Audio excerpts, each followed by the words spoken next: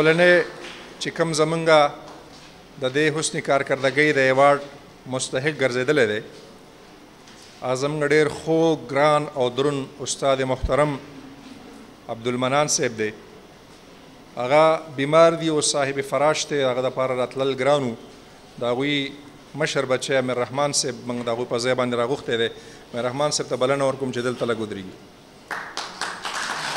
محترم عبدالمنان صاحب یو بهترین استاد تیر شوی دی او تقریبا 15 کال هغه د قوم د بچو په تعلیم په میدان کې تربیت کړی دی.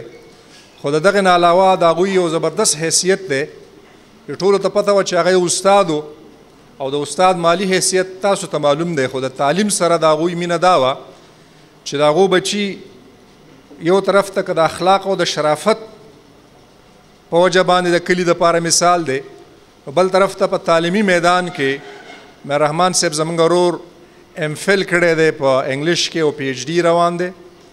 بل یو ورور دی چې هغه په انجینرینګ کې پی ایچ ډي دی او هغه په بهر ملک کې دی.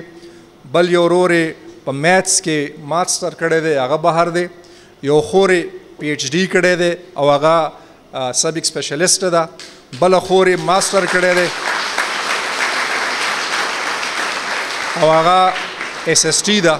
او دغه شان د هغوی ټول کور چې دی که یو طرف ته د اخلاق او د کردار په لحاظ سره مثالي دی، نو بل طرف ته هغه دا خبره ثابته کړې ده چې په خپل لنډ تنګ اقتصادي حالت کې هغه د خپلو بچو د تعلیم دپاره ډېره زیاته قرباني ورکړې ده.